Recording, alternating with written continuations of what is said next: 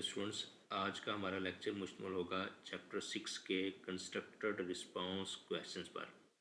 इस चैप्टर में से क्वेश्चन नंबर 4 और 5 एक्सक्लूडेड हैं, यानी ये हमारे सिलेबस का हिस्सा नहीं है। चलें आगाज़ करते हैं आज के लेक्चर का। Question number 1, explain how thermodynamics relates the conservation of energy. क्या कंजर्वेशन ऑफ एनर्जी का कॉन्सेप्ट थर्मोडायनेमिक्स में भी मौजूद है? अगर है तो इसको हमने एक्सप्लेन करना है। तो इसका आंसर है yes. The first law of thermodynamics is a direct statement of conservation of energy. First law of thermodynamics conservation of energy के बारे में ही बताता है। It states that energy can not be created और destroyed, only can be converted between internal energy del U, heat Q and work W।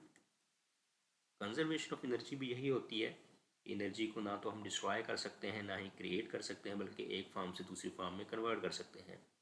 और first law of thermodynamics भी यही है कि अगर हमारे पास हीट एनर्जी क्यू हो तो इस एनर्जी को हम दूसरी फॉर्म ऑफ एनर्जीज में कन्वर्ट कर सकते हैं। यानी हम इसको चेंज इंटरनल एनर्जी में कन्वर्ट कर सकते हैं, जिससे सिस्टम का टेम्परेचर बढ़ जाएगा और इससे हम यूज़फुल वर्क भी ले सकते हैं। यानी हीट एनर्जी को हम वर्क में कन्वर्ट कर सकते हैं। तो ये क्या है, एक तरह की स्टेटमेंट है law of conservation of energy की। Next question number 2, a gas expands adiabatically, explain what happens to the temperature and pressure. एक गैस है वो एडियाबैटिकली एक्सपैंड करती है, यानी जब ये एक्सपैंड कर रही होती है तो इसमें किसी तरह की हीट बाहर से इंटर नहीं होती और ना ही सिस्टम की हीट बाहर जाती है। तो ये प्रोसेस एडियाबैटिक प्रोसेस हुआ। तो जब गैस एडियाबैटिकली एक्सपैंड करती है तो इससे इस गैस के टेम्परेचर और प्रेशर पे क्या अफेक्ट आता है। When gas expands adiabatically, both temperature and pressure decreases. तो दोनों क्या होते हैं, डिक्रीज होते हैं। Because in this process no heat enter from the environment to increase them. क्योंकि इस प्रोसेस में बाहर से इन्वायरमेंट से किसी भी तरह की हीट सिस्टम में इंटर नहीं होती जो इनको बढ़ा सके।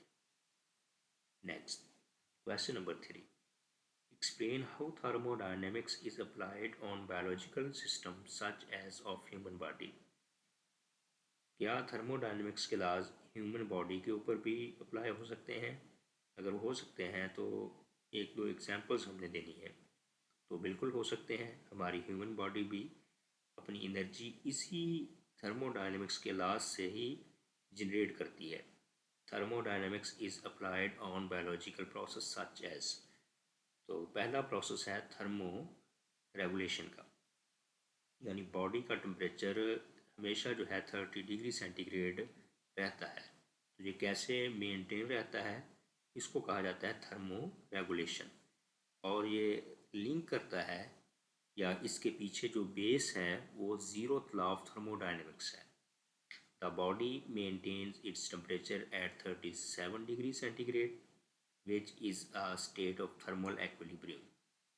For example, when surrounding environment is hotter, the body produces sweat to cool down। यानी बॉडी क्या करती है, टेम्परेचर को 37 डिग्री सेंटीग्रेड पे फिक्स रखती है।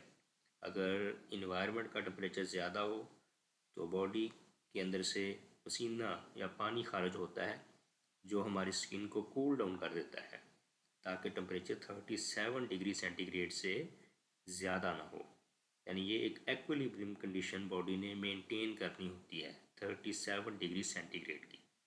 और अगर बाहर इन्वायरमेंट का टेम्परेचर ज़्यादा कम हो जाए, यानी फ्रीजिंग टेम्परेचर की तरफ जा रहा हो, तो तब बॉडी अपने अंदर ऐसे मैकेनिज़्म को तेज़ कर देती है जिससे बॉडी में ज़्यादा हीट जनरेट हो और हमारी बॉडी का टेम्परेचर 37 डिग्री सेंटीग्रेड पे मेंटेन रहे।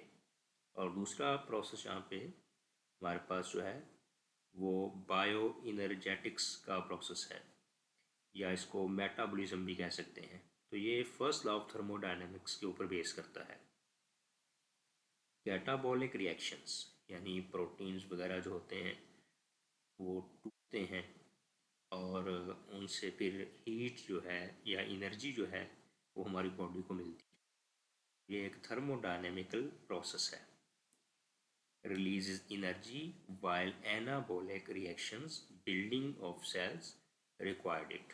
यानी बॉडी की जो एनर्जी होती है वो डिफरेंट कामों में इस्तेमाल होती है।